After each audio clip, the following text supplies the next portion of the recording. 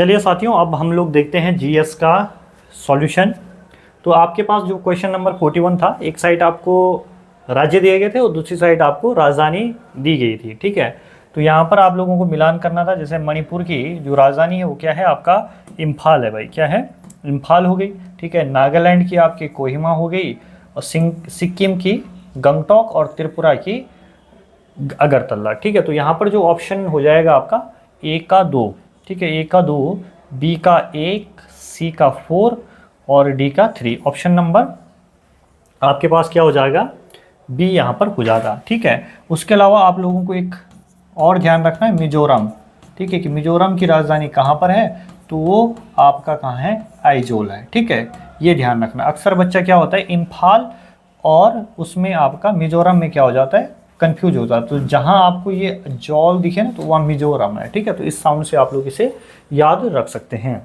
चलिए next question देखते हैं हम लोग। नेक्स्ट प्रश्न क्या है आपका, तो नेक्स्ट क्वेश्चन है आपका 1927 के कांग्रेस अधिवेशन में साइमन कमीशन का बहिष्कार करने वाला एक प्रस्ताव पारित किया गया था। तो ये किस अधिवेशन में किया गया था, आपका मद्रास अधिवेशन में किया गया था। किसमें, मद्रास अधिवेशन में किया गया था। ठीक, तो जो ये मद्रास अधिवेशन है, इससे आपकी ये पूछा जा सकता है क्वेश्चन कि बताओ भैया इसकी अध्यक्षता किसने की थी। 1927 में तो ये हुआ था। ठीक है, मद्रास अधिवेशन, इसकी अध्यक्षता की थी M.A. अंसारी ने। किसने की थी, M.A. अंसारी ने की थी। और इन्होंने यहाँ पर क्या की थी, पूर्ण स्वाधीनता की मांग की थी। ठीक है, इसी अधिवेशन में पूर्ण स्वाधीनता की मांग इनके द्वारा की गई थी। एक चीज़ ये ध्यान रखना है। दूसरी बात आपको ध्यान रखना है लाहौर अधिवेशन का। ठीक है, लाहौर अधिवेशन, इसकी अध्यक्षता अगर आपसे पूछा जाए कि इसकी अध्यक्षता किसने की थी, तो इसकी अध्यक्षता J.L. नेहरू के द्वारा की गई थी। ठीक है, किसके द्वारा, J.L. नेहरू के द्वारा की गई थी। ये चीज़ आप लोगों को ध्यान रखनी है।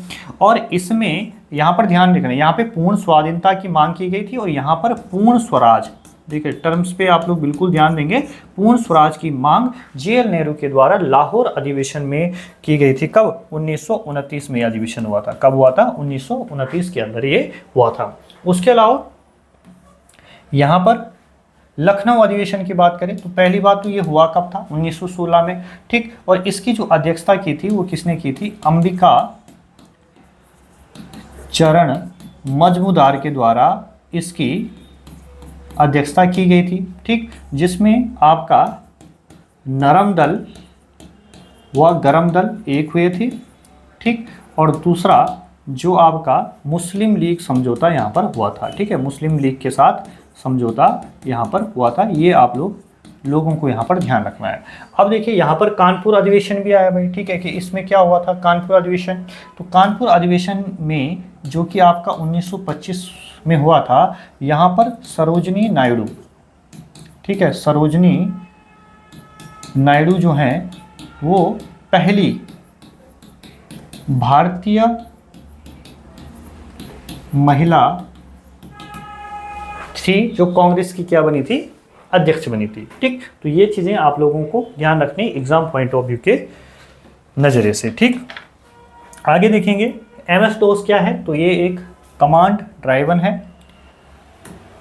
आगे देखिए IPv6 एड्रेस का आकार कितना होता है। ठीक है, तो ये होता है आपका 128 बिट। और वहीं पे अगर यहाँ पर पूछा जाता है कि IPv4 का आकार कितना होता है, तो वो आपका 32 बिट होता है। कितना होता है, 32 बिट। इससे पूर्व IPv4 से पूर्व में भी क्वेश्चन पूछे गए हैं।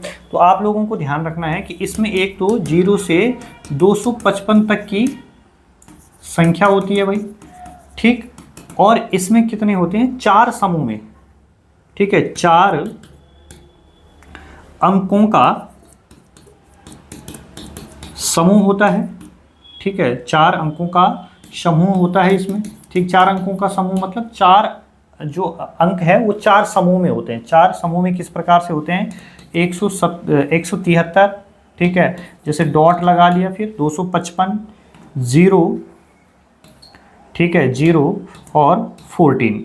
तो ये कितने समूह में, एक समूह ये हो गया आपका, दूसरा ये, तीसरा ये और चौथा ये। ठीक है, 4 समूह में होता है, जो अंक है वो 4 समूह में होते हैं। और दूसरा 3 डॉट के कारण, कितने डॉट से, 1 2 3 डॉटों से ये संख्याएं क्या होती है, अलग होती है। लिख भी लीजिएगा, 3 डॉट के द्वारा 3 डॉट के द्वारा यह संख्या अलग होती है,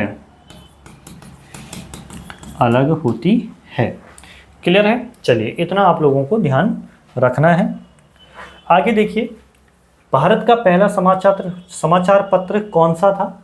ठीक है, तो यहाँ पर आप लोगों को ध्यान रखना है कि ये था आपका द कलकत्ता जर्नल एडवर्टाइजर। ठीक है, ये था, जिसको आप किस नाम से जानते हैं? बंगाल गजट भी इसी को बोलते हैं। ठीक है, ये आप लोगों को ध्यान रखना है, बंगाल गजट भी इसी को बोला जाता है भाई। ठीक, कब आता है आपका? 1780 में। और कौन करते हैं प्रकाशन इसका? James Hickey. संपादक कौन थे? James Hickey. ठीक, ये आप लोगों को ध्यान रखना है। उसके अलावा कुछ चीज़ें हैं जो मैं आप लोगों को एग्जाम की दृष्टि से काफ़ी ध्यान रखना है। पत्र पत्रिकाएं से आप लोग देख रहे होंगे पिछले 2-3 साल से ना लगातार क्वेश्चन बन रहे हैं। ठीक है, तो मेरी भी ये कोशिश रहेगी, जब तक आपको पूरे आपके यही है, जिन टॉपिक की, जिन हॉट टॉपिक की मैं बात कर रहा था ना, ये टॉपिक वही है भैया। ठीक है, जिनके लिए मैं आप लोगों को लगातार कह रहा था कि जिनको आप लोगों ने ज़्यादा क्लिक करना है। तो यहाँ पर देखेंगे आप लोग, एक तो आपको 2 चीज़ है, अल हिलाल, अल हिलाल है आपका, और दूसरा है अल बिलाग। अल हिलाल और अल बिलाग दोनों पत्रिकाएं जो हैं, उनका संपादन करने का जो कार्य किया है वो किया है अबुल कलाम आज़ाद ने। किसने किया है? अबुल कलाम आज़ाद ने। एक तो ये पूछा जाएगा आपसे एग्जाम में। दूसरा आप लोगों को ध्यान रखना है, the Hindustan times. The Hindustan times आपसे पूछा जाएगा, द हिंदुस्तान टाइम्स किसकी पुस्तक है? तो सुंदर सिंह लयालपुरी की है। किसकी है? सुंदर सिंह लयालपुरी की है। पेशवा का संपादक कौन है? तो वो है अजीत सिंह। क्या है आपके? अजीत सिंह है। ठीक, तलवार की बात करें, तलवार तलवार के संपादक कौन है? वीरेंद्रनाथ चट्टोपाध्याय। ठीक है, तो ये आपके तलवार के संपादक है। तो हिंदुस्तान टाइम्स आपके सुंदर सिंह लयालपुरी हो गए, पेशवा के अजीत सिंह। ठीक, अल हिलाल अल बिलाग आपका अबुल कलाम आज़ाद। ठीक है, तलवार वीरेंद्रनाथ चट्टोपाध्याय। तो जैसे जैसे आगे आगे हम बढ़ते जाएंगे, ठीक है, प्रैक्टिस सेट आगे होंगे, तो उसके साथ साथ ही हम लोग क्या करेंगे, जो आपके ये टॉपिक है लगातार मैं यहाँ से आप लोगों को क्वेश्चन देता रहूँगा, जिससे आपके एग्जाम में ये क्वेश्चन गलत करने की जो संभावनाएं हैं वो 1% भी ना रहे। औद्योगिक क्रांति का सबसे पहले प्रभाव किस उद्योग पे पड़ा? तो ये था कपड़ा उद्योग पे। ठीक है, और अगर स्पेशली कपड़ा उद्योग में बात करें तो सूती कपड़ा उद्योग पे पड़ा था। ठीक, उसके अलावा आप लोगों को ध्यान रखना है कि ये आपका औद्योगिक क्रांति जो शब्द है ये किसके द्वारा दिया गया था? तो ये दिया गया था अर्नोल्ड टाइनबी के द्वारा। ठीक है, अर्नोल्ड टाइनबी के द्वारा ये जो है ये शब्द दिया जाता है आपका।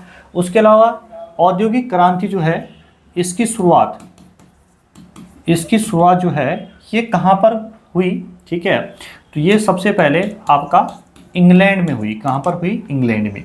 ठीक है, और अगर कभी प्रश्न पूछा जाए कि औद्योगिक क्रांति में जो इंग्लैंड है उसका प्रतिद्वंदी कौन था? ठीक है, उसका प्रतिद्वंदी कौन था सबसे बड़ा? तो वो था जर्मनी। कौन था भाई? जर्मनी। तो इतनी चीज़ें आप लोगों को ध्यान रखनी है। चलिए नेक्स्ट क्वेश्चन देखते हैं हम लोग। निम्नलिखित में से कौन सा ऑपरेटिंग सिस्टम का उदाहरण है? लिनक्स भी होता है भाई, विंडोज भी होता है, उबंटू भी होता है, उपरोक्त सभी। जिन भी बच्चों ने उपरोक्त सभी किया उनका आंसर बिल्कुल सही है। आगे देखिए, भारतीय संविधान के किस अनुच्छेद में अनुसूचित जातियों और अनुसूचित जनजातियों के लिए आरक्षण का प्रावधान किया गया है? तो ये किया गया है 335 में। उसके अलावा ये दोनों के ऊपर के इंपॉर्टेंट नहीं है। ठीक है, आपके लिए आर्टिकल सिर्फ आपको आर्टिकल 315 का अपने दिमाग में ध्यान रखना है। वो क्या है कि आर्टिकल 315 क्या कहता है? आर्टिकल 315 आपका कहता है कि जो है वो क्या होगा कि संघ लोक सेवा आयोग की स्थापना। ठीक है, किससे संबंधित है? संघ लोक सेवा आयोग की स्थापना से संबंधित है, यानी कि यूपीएससी से ये आपका संबंधित है। ठीक, अब देखिए इसके अंदर क्या क्या चीज़ें हैं। इसमें ये भी बात कही गई कि प्रत्येक राज्य का एक लोक सेवा आयोग होगा। लोक सेवा आयोग होगा, ठीक है। और दूसरी, इसी के अंदर आपको इस बात का जिक्र भी मिलता है कि दो या दो से अधिक राज्यों का, दो या दो से अधिक राज्यों का एक संयुक्त लोक सेवा आयोग हो सकता है, आयोग हो सकता है, ठीक। क्लियर है? बस इतना सा आप लोगों को ध्यान रखना है। अगला देखेंगे भैया, किस स्थलाकृति को अंडे की टोकरी की स्थलाकृति कहते हैं? तो वह है आपकी ड्रमलिन। कौन सी है? ड्रमलिन है, ठीक। ये सारी की सारी जो आकृतियां हैं ये हिमानी प्रकार की स्थलाकृतियों के अंतर्गत आती है, ठीक है। ये आप लोगों को ध्यान रखना है, ठीक। तो जो आपका ये हॉर्न होता है, तो ये आपकी एक होती है नुकीली पर्वत चोटी, नुकीली पर्वत चोटी होती है। फियोर्ड जो होती है, ठीक है, तो ये आपकी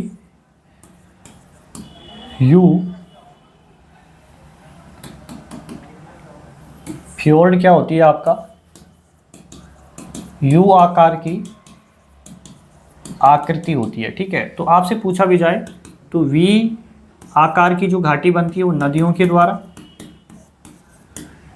के द्वारा, और यू आकार की जो बनती है वो हिमनदों के द्वारा बनती है, ठीक है। तो ये बेसिक चीज़ें हैं जो आप लोगों को ध्यान रखनी है। अगला प्रश्न देखिए भैया, किस संस्थान ने composite water management index 2.0 launch किया है? तो ये आपका किया है नीति आयोग ने। आगे देखेंगे, नीति आयोग के बारे में निम्नलिखित कथनों पर विचार कीजिए, ठीक। नीति आयोग के 7 स्तंभ उद्देश्य हैं, बिल्कुल सही बात है। इसकी 3 शाखाएं, ये भी सही है। 1 और 2 दोनों के दोनों क्या हो जाएंगे? सही हो जाएंगे। सबसे पहले देखते हैं कि इसके 7 स्तंभ क्या क्या हैं। सबसे पहले लिखेंगे जनहितैषी, जनहितैषी। दूसरा है समावेशिता, समावेशिता। तीसरा है सक्रियता। चौथा है समानता। पांचवा है भागीदारी। छठा है परिवर्तनशीलता, ठीक, माफ कीजिएगा। छठा है पारदर्शिता, पारदर्शिता। और 7वां है आपका सशक्तिकरण, सशक्तिकरण। क्लियर है? बात करें 3 शाखाओं की कि 3 शाखाएं क्या क्या है। तो पहली है केंद्र सरकार, केंद्र सरकार हो गया आपका। दूसरा राज्य सरकार, और तीसरा है जनता। तो हो सकता है आगे आने वाले एग्जाम पे जिस तरीके से नीति आयोग से लगातार क्वेश्चन पूछे जा रहे हैं, तो आगे इस प्रकार का प्रश्न भी आप लोगों को देखने को मिले, ठीक। अगला देखिए, किसी राज्य में जिला न्यायाधीशों की नियुक्ति भारतीय संविधान की किस अनुच्छेद के अनुसार होती है? तो ये होती है आपका आर्टिकल 233 के अंदर। किसके अंदर होती है? आर्टिकल 233 के अंदर होती है। दूसरा आप लोगों को ध्यान रखना है कि भैया 217 में क्या है? तो 217 में है उच्च न्यायालय के, हाई कोर्ट के न्यायाधीशों की नियुक्ति।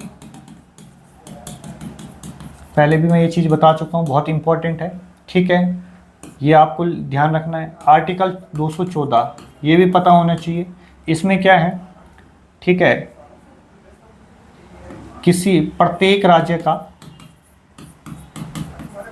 राज्य का एक हाई कोर्ट होगा, इस बात की जानकारी है, ठीक। उसके अलावा आर्टिकल 227 में क्या है? हाई कोर्ट निचली अदालतों का निरीक्षण व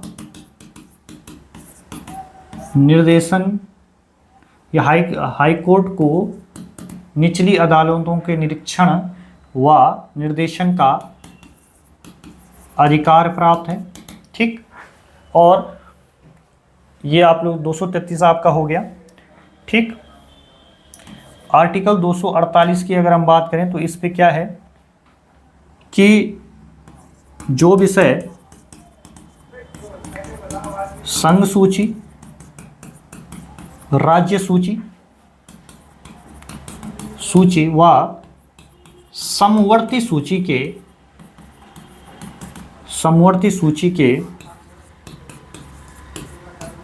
अंतर्गत नहीं आते हैं, यानी कि आप सीधा सीधा कहते हैं अवशेष विषय, क्या से कह सकते हैं इन विषयों को अवशेष विषय, इन पर संसद कानून बना सकती है, इन पे संसद क्या कर सकती है, कानून बना सकती है। ये चीज़ आप लोगों को ध्यान रखना है। ठीक है, तो चारों के चारों आर्टिकल जो मैंने आप लोगों को बता दिए हैं, ठीक है, एक और एक्स्ट्रा भी बता दिया। आर्टिकल 214 के अंदर क्या है, प्रत्येक राज्य का एक क्या होगा, हाई कोर्ट होगा। दूसरा आपको मैंने यहाँ पे बताया आर्टिकल 217 के अंदर क्या है कि हाई कोर्ट न्यायाधीशों की क्या कर सकता है, नियुक्ति कर सकता है।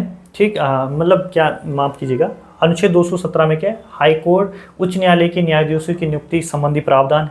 आर्टिकल 227 में क्या है, हाई कोर्ट निचली अदालतों का निरीक्षण व निर्देशन का अधिकार का जिक्र यहाँ पर किया गया है। और आर्टिकल 248 में क्या है कि जो विषय संघ सूची, राज्य सूची और समवर्ती सूची के अंतर्गत नहीं आते हैं, यानी कि जो अवशेष विषय हैं, उन पर संसद क्या कर सकती है, कानून बना सकती है। क्लियर है? चलिए आगे देखिए भैया क्या क्वेश्चन है। 14 बैंकों का राष्ट्रीयकरण ये कब हुआ था, जुलाई 1969 में हुआ था। ठीक है, 6 बैंकों का राष्ट्रीयकरण अप्रैल 1980 में हुआ था। स्टेट बैंक ऑफ इंडिया की स्थापना 1955, रिजर्व बैंक ऑफ इंडिया का राष्ट्रीयकरण 1949। तो ए का 3 देखिए, ठीक है, ए का 3 होगा, बी का 1 हो जाएगा, सी का 4 हो जाएगा और डी का 2 हो जाएगा, यानी कि ऑप्शन नंबर ए जो है वो आपका यहाँ पर सटीक बैठ जाएगा भाई। ठीक, चलिए आगे देखिए। अगला क्वेश्चन है कि भारतीय राष्ट्रीय कांग्रेस के किस अधिवेशन में पहली बार वंदे मातरम गाया गया था। ठीक है, तो ये कब गाया गया था भाई, ये गाया गया था 1896 के कलकत्ता अधिवेशन में। ठीक है, दूसरी चीज यहाँ से क्या पूछी जा सकती है कि इसकी अध्यक्षता उस टाइम पर किसने की थी, तो ये की थी रहीमतुल्ला सहानी ने, रहीमतुल्ला सहानी ने इसकी अध्यक्षता की थी। ठीक, उसके अलावा 1894 में आपका एक जो अधिवेशन हुआ था, इसकी अध्यक्षता किसके द्वारा की गई थी, तो ये की थी अल्फ्रेड वेब के द्वारा, अल्फ्रेड वेब के द्वारा। और जो ये अल्फ्रेड वेब था, ये एक आयरिश व्यक्ति था। ठीक, और जो आपका ब्रिटिश संसद का ये आपका क्या था, सदस्य था। ये चीज़ ध्यान रखनी है। 1895 में जो पूना अधिवेशन है, ऑप्शन नंबर बी, ठीक, इसकी अध्यक्षता की थी सुरेंद्र नाथ बनर्जी ने। ठीक, और मैंने बताया भी था कि सुरेंद्र नाथ बनर्जी ने एक अखबार निकाला था, कौन सा, बंगाली। ठीक है, ये पत्रिका सुरेंद्र नाथ बनर्जी की है, ये मैंने आपको ऐसे लिखा है, आपको रिकॉल हो जाए चीज़ें। उसके बाद बचता है 1905 का बनारस अधिवेशन, इसकी अध्यक्षता की गई थी आपका गोपाल कृष्ण गोखले के द्वारा, गोपाल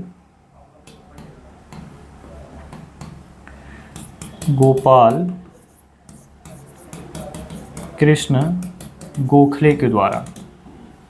ठीक, और इसमें मेन बात क्या हुई थी, एक तो इसमें जो अनुमोदन किया गया था वो किया गया था स्वदेशी व बहिष्कार आंदोलन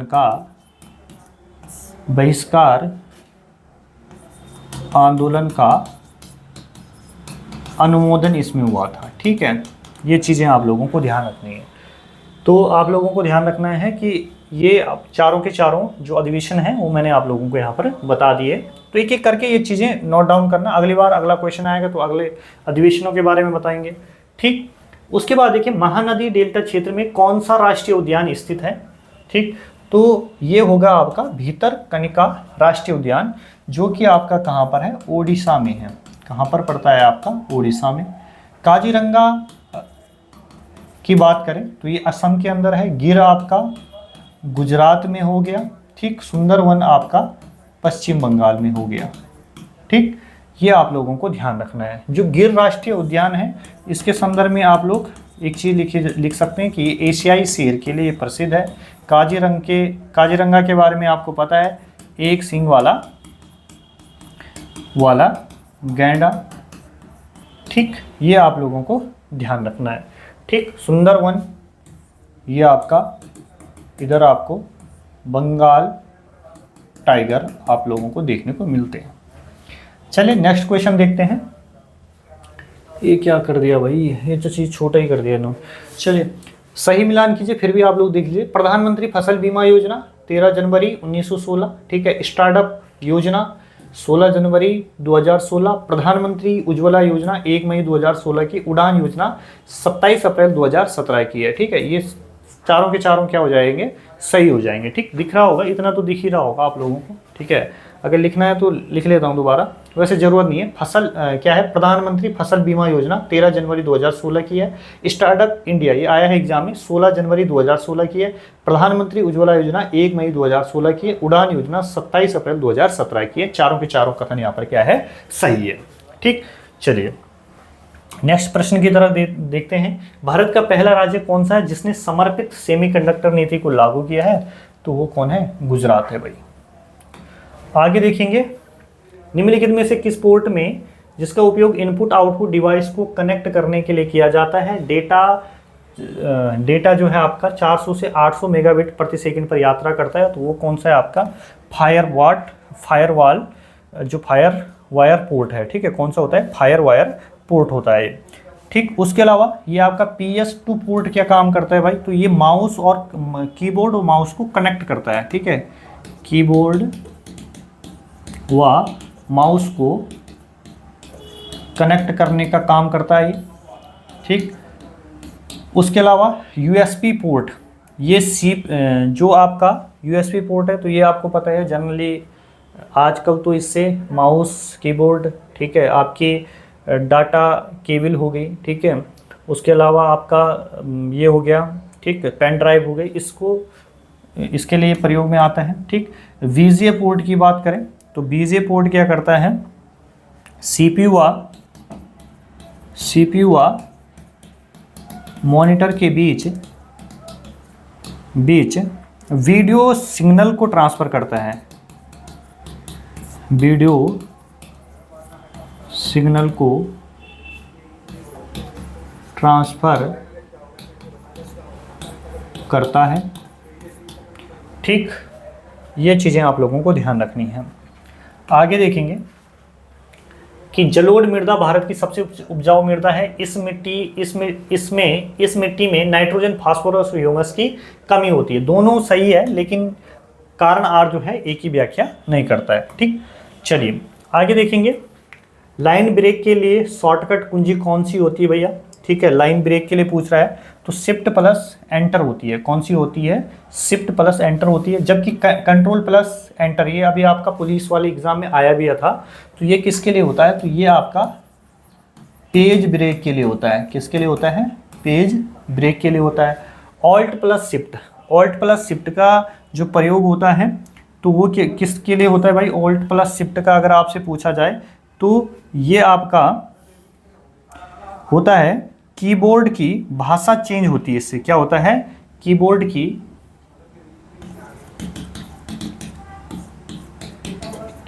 की भाषा चेंज होती है, ठीक। और कंट्रोल प्लस शिफ्ट की अगर हम बात करें तो चयनित टेस्ट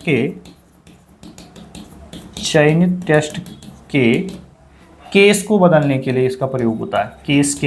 केस को बदलने के लिए, जैसे अगर कैपिटल लिखा जा रहा है तो उसको क्या कर लेगा, स्मॉल में परिवर्तित करेगा, और स्मॉल लिखा जा रहा है तो कैपिटल में परिवर्तित कर लेगा। आगे देखेंगे कि संविधान 73वां संविधान संशोधन, कौन सा, 73वां संविधान संशोधन अधिनियम 1992 में निम्न में से किसका प्रावधान करता है, तो राज्य वित्त आयोग का गठन, ठीक है, ये करता है भाई, कौन से में है, तो इसकी बात करें 243 का आई, ठीक है, इसके अंदर है। ठीक, उसके अलावा जिला योजना समिति की स्थापना नहीं करता है, ठीक है, ये आपका 74वां संविधान संशोधन 1992 में है ये, ठीक, जो कि किस आर्टिकल में है, 243 का ZD के अंदर है, ठीक, और राज्य चुनाव आयोग संपूर्ण चुनाव हेतु, ठीक है, तो ये भी ठीक है। 1 और 3 आपका यहाँ पर क्या हो जाएगा, सटीक हो जाएगा, ऑप्शन नंबर सी। चलिए अगला क्वेश्चन क्या है।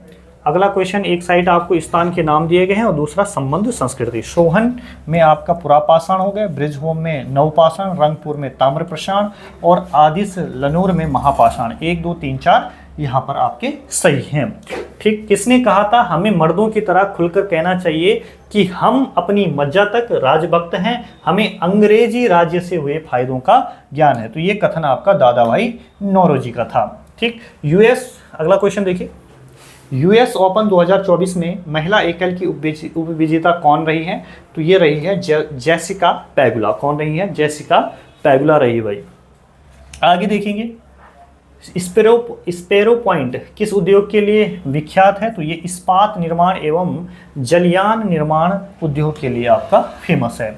निम्नलिखित में से किस उभारदार मूर्ति शिलालेख में अशोक के प्रस्तर रूप चित्र के साथ रानियों अशोक यानी कि राजा अशोक उल्लिखित है, तो ये कौन सा है, कंगनहली। ठीक है, कंगनहली कहाँ पर मिलता है आपका, ये मिलता है आपका कर्नाटक के अंदर। ठीक है, कर्नाटक के अंदर। दूसरी बात है, आपको अशोक का अशोक नाम आने वाले एग्जाम में पूछा जा सकता है कि अशोक का अशोक नाम किन किन अभिलेखों में देखने को मिलता है, तो आपको लिखना है मास्की, ठीक है, गुजरा, ठीक, उसके अलावा नैतूर हो गया और उड़े गोलम हो गया। ठीक, तो कौन कौन से, मास्की, गुजरा और नैतूर और उड़े गोलम, यहाँ पर आपका जो अशोक का जो नाम है अशोक, वो देखने को मिलता है।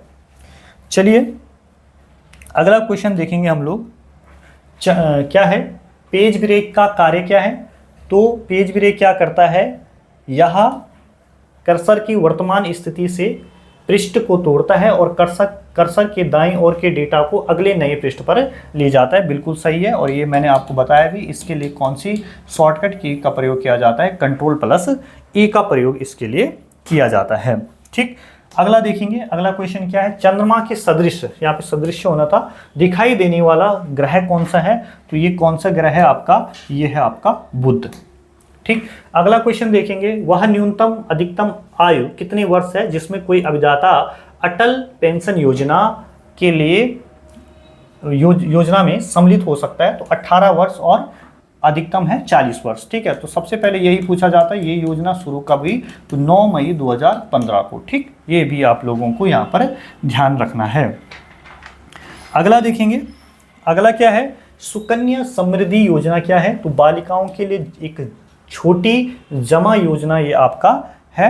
ठीक, ये आपको ध्यान रखना, जो कि आपका 22 जनवरी 2015 को शुरू होती है।